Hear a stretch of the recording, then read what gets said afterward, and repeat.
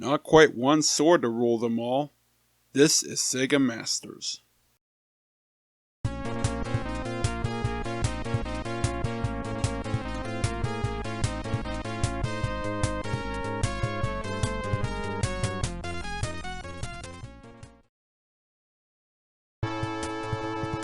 A nice little tranquil title screen to hopefully get us in the mood for today's spotlight. We continue the Master System's journey through the spring of 1989 with Lord of the Sword, another of the pre-1989 Mark III holdovers from Japan finally making its way to the Western market. And it seemingly wants to be one of the side-scrolling action-adventure titles that's been populating the competing console around this time, yet doesn't quite succeed. Indeed, Nintendo's Adventure Series line of cartridges, such as The Legend of Zelda and Metroid, showed gamers a new type of genre, one that basically served as the midway point between arcade-style action fests and the exploration and character growth of complicated role-playing quests. The success that Metroid in particular was enjoying inspired other developers to produce titles that followed that cart's formula while adding their own unique spins on it, in essence giving birth to the so-called Metroid-vania style of gameplay. Typically, these carts featured side-scrolling platforming action set in a mostly non-linear world of interconnected stages that can be freely explored for the most part, while giving your hero or heroine the opportunity to acquire new skills and abilities as you progress towards your goal. Oftentimes, you were required to backtrack to previous areas and use your new moves to solve puzzles and possibly open up previously inaccessible territory in order to discover more secrets. A few of these titles even went full-on Dragon Warrior, incorporating elements of console RPGs into the actions such as experience points to build up certain attributes as well as the currency to purchase new armor and equipment from shops, along with providing non-playable characters to act as allies to help you out. Now we have Lord of the Sword, which on the surface seems like Sega's answer to the growing action-adventure genre. The card opens with this text intro that sets the table for your quest. The land of Balginia is in the grip of anarchy and fear after the king and his family were murdered by followers of the demon lord Ra Gorn, who was defeated long ago but is poised to return and resume his reign of terror. With the kingdom urgently needing someone brave and strong to take the throne, the elders of the land have decided that any potential successors must prove his worth by completing these three specific tasks: locating the Tree of Merrill, subduing the Goblin of Balala Valley, and destroying the Statue of Evil. You enter this tale as Landau, a lone warrior who's decided to take up the challenge to become the new king of Balginia, and thus sets out to pass the three tests and possibly defeat Ra Gorn in the end. As you might expect, Landau has to trek across the kingdom and visit various locations in search of the clues and artifacts essential to complete his quest. You begin in the town of Hartfoot, which offers little more than a single dwelling you can visit where this sad-looking old man wishes you luck and offers a place to rest. Then you head off on either side of the screen to begin the game in earnest. The roads between villages consist of a series of interconnected action segments, each set in one of several types of environments, and naturally played by hostile creatures out to cut your quest short. Fortunately, you have your trusty sword ready to hack your foes up in close quarters, and are also armed with a bow that allows you to strike from a distance with an endless supply of arrows. Each weapon is assigned to one of the fire buttons, which makes choosing your attack method a snap. Granted, that does mean you have to press up on the D-pad to jump, but there's very little actual platforming required, mainly just making your way up and down steps.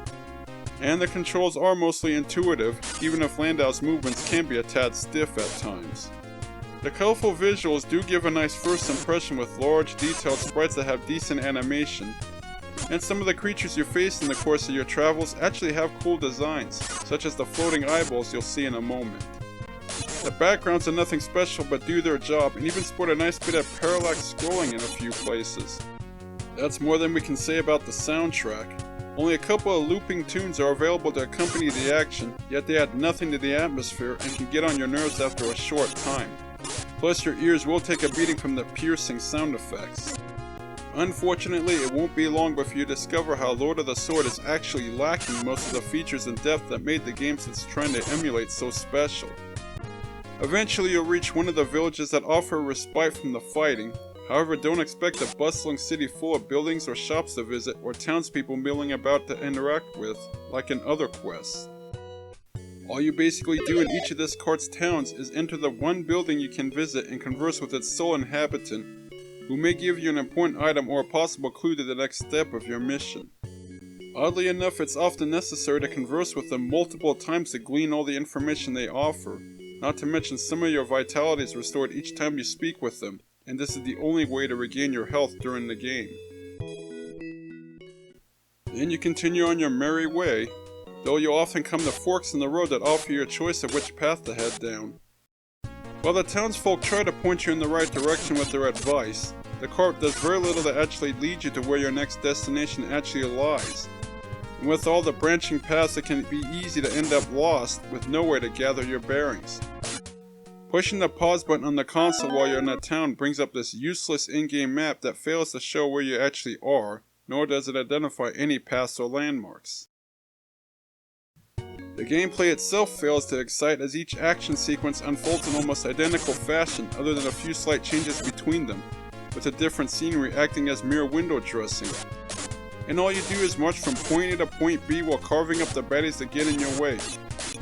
The same bare-bones action of any arcade-style slay-a-thon with no puzzles to solve, or secrets to discover, or any chance of finding extra areas you might unlock later. Despite the promise of a large world to explore, you're basically forced to follow one linear path through all the major checkpoints of this quest with no way to explore freely or take your own road to the final boss.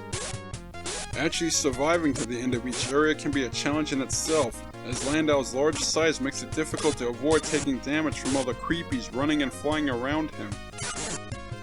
You'll need precise strikes to slay your aggressors, especially the ones that take multiple hits to kill.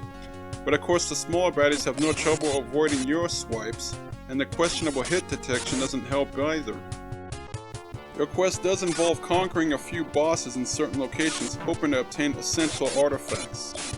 These confrontations are nothing special as the patterns are easy to discern. In a few cases you can simply get up close to your adversary and slash them repeatedly until they expire. Your reward is usually just a one-time use item to be brought to a specific place and disposed of. Yet that's more than you'll get from battling the minor foes, as no experience points or gold or anything of value is actually gained from slaying these annoyances, other than points for a meaningless arcade score. The fact is, the satisfaction of seeing your avatar grow stronger throughout the course of your journey is sadly absent here, as Landau has no attributes or stats to build up through grinding, and no way to increase his life meter or defense.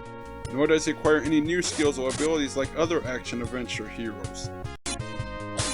Forget about finding or acquiring any extra armor equipment either. A couple of weapon upgrades can be collected upon completing certain tasks, otherwise what you have at the beginning of your quest is what you have to make do with all the way to the end. Given that no health restoring power-ups are available during the battle sequences, you're better off avoiding the baddies entirely and concentrating on just staying alive, as once your life meter is depleted, the game seemingly ends with Landau's demise.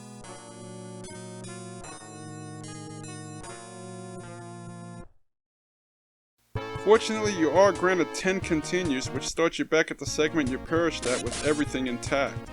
So in essence, you have 10 tries to complete the quest, which you must do in one marathon session due to the lack of a save feature. Though the bland gameplay and forgettable generic plot do very little to entice you to keep going. On top of all that, you have to be sure to talk with every villager and ally you meet multiple times, as I mentioned earlier. Otherwise, you can suddenly find yourself unable to progress in your journey.